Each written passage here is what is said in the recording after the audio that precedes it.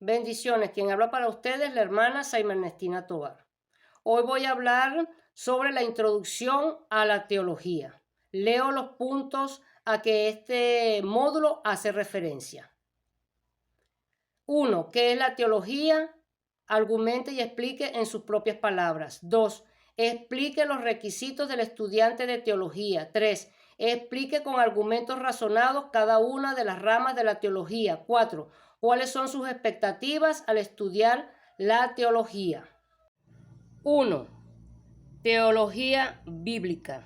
La teología bíblica es una rama de la teología que tiene por objeto el estudio de los libros sagrados que componen la Biblia, tomando en consideración la época en que fueron escritos, sus autores, su lengua materna, las diferentes traducciones a las que ha sufrido y la cual se ajusta más a su idioma materno o a su lengua materna, y las diferentes interpretaciones que le han dado algunos países conforme a lo social, político y religioso. Un ejemplo de esta labor o de este estudio que hace la teología bíblica, por ejemplo, el estudio de la Biblia judía, conocida también como la Tanaj o la Mikra, la cual está integrado por 24 textos sagrados, escritos originariamente en lengua hebrea y aramea antigua. 2. La teología sistemática. Es una rama de la teología que tiene por objeto organizar en forma lógica y coherente los hechos relatados en la Biblia dentro de un contexto histórico y real de sus protagonistas. Un ejemplo de esta teología sistemática voy a colocar a Isaías 7:14 y a Mateo 1:23. Leo. Isaías 7:14. Por eso el Señor mismo le dará una señal. La Virgen concebirá y dará a luz un hijo y lo llamará Emmanuel. Mateo 1:23. La Virgen concebirá y dará a luz un hijo y lo llamará Emmanuel, que significa Dios con nosotros. Si podemos observar, Isaías 7:14 está en el Antiguo Testamento y Mateo 1:23 es uno de los discípulos de Jesucristo y lo encontramos en el Nuevo Testamento. Allí podemos observar que debe haber un estudio para llegar a esta conclusión.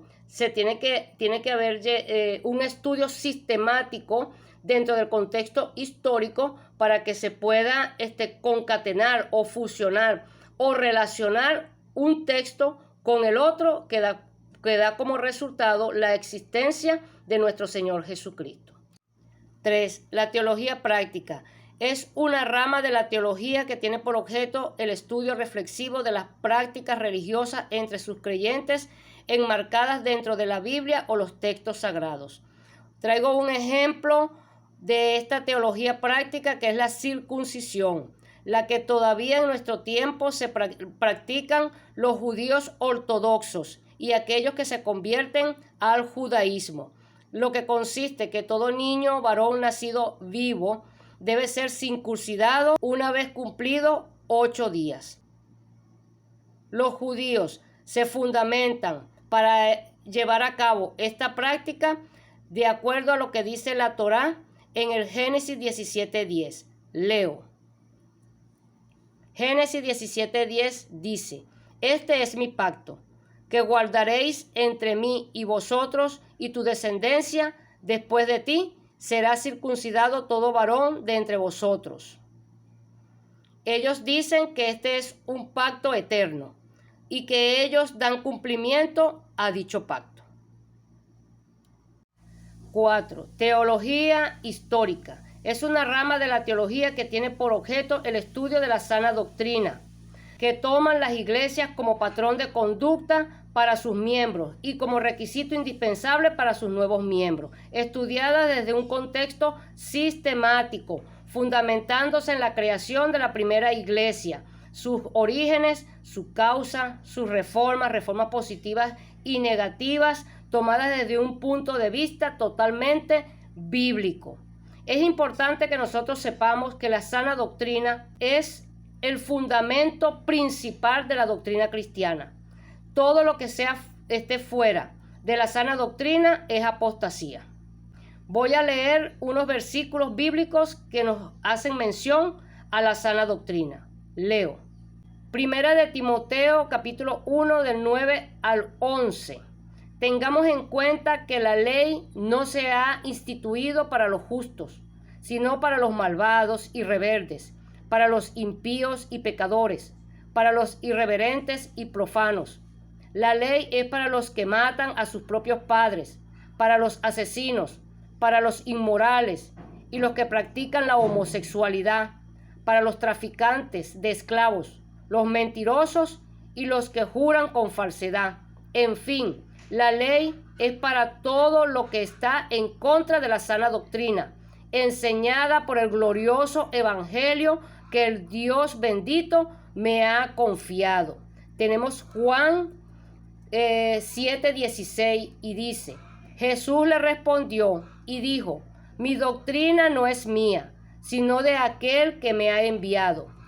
Hechos 2:42 dice: y perseveraban en la doctrina de los apóstoles, en la comunión unos con otros, en los partimentos del pan y en las oraciones. Segunda de Timoteo 4:2, que practiques la palabra, que instes a tiempo y fuera de tiempo, redarguye, reprende, exhorta con toda paciencia y doctrina.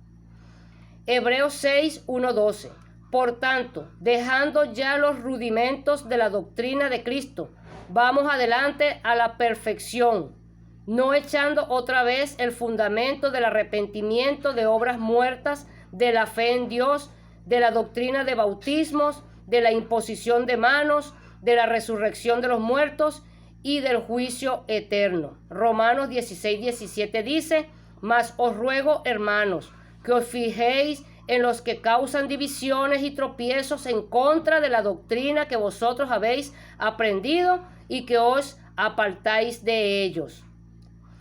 Ahora voy a mencionar unos ejemplos que se han discutido desde hace miles de años como sana doctrina y que aún en nuestros tiempos no hemos podido llegar al punto de encuentro de acuerdo a la palabra, no de acuerdo a los deseos del hombre o de las interpretaciones del hombre, sino de acuerdo a la sana doctrina establecida en la Biblia.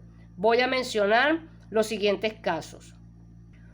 Un ejemplo de esta teología histórica que estudia la sana doctrina o la doctrina cristiana que todavía se discute desde hace miles de años es el caso de la mujer dentro de la iglesia o la función de la mujer o su actuación dentro de la iglesia. En cuanto a la mujer ser pastora, Primera de Corintios 14:34 dice: las mujeres guarden silencio en las iglesias, porque no les es permitido hablar, antes bien que se sujeten, como dice también la ley.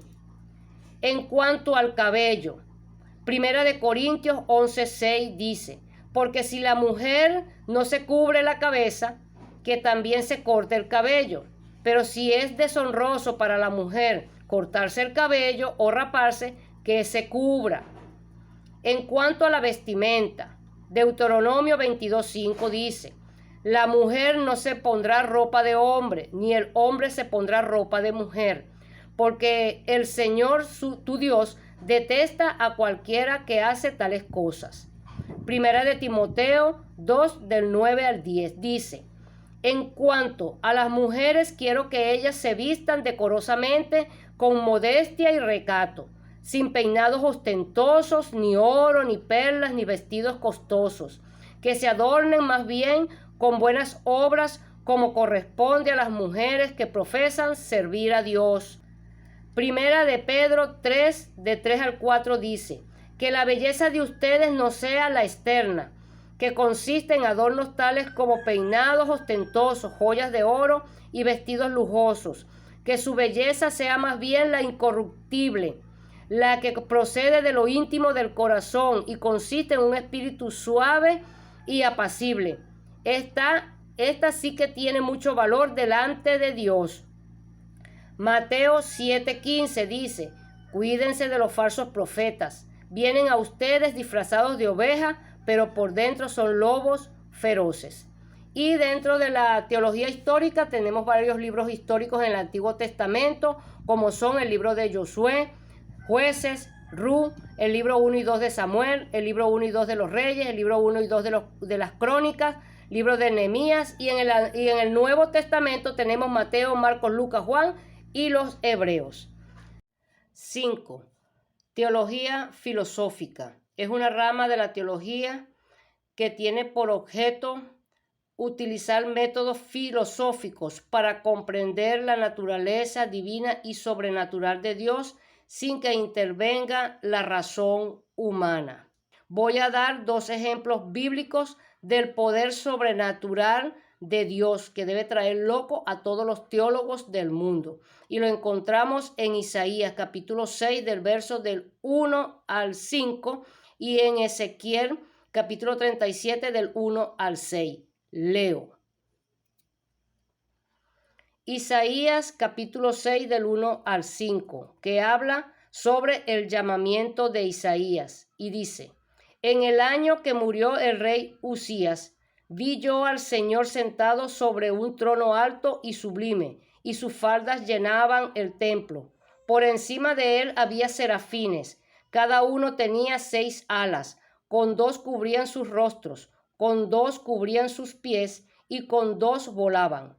Y el uno al otro daba voces diciendo, Santo, Santo, Santo, Jehová de los ejércitos, toda la tierra está llena de su gloria.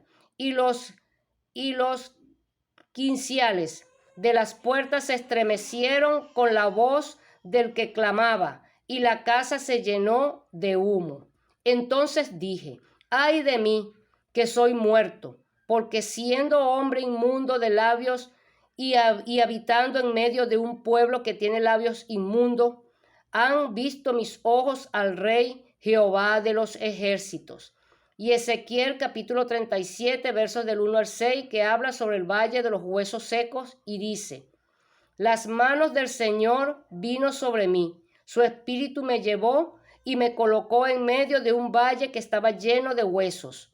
Me hizo pasearme entre ellos, de un lado para otro. Pude ver que los huesos que cubrían el valle estaban muy secos y eran muchos. Entonces me dijo, hijo de hombre, ¿podrán revivir estos huesos?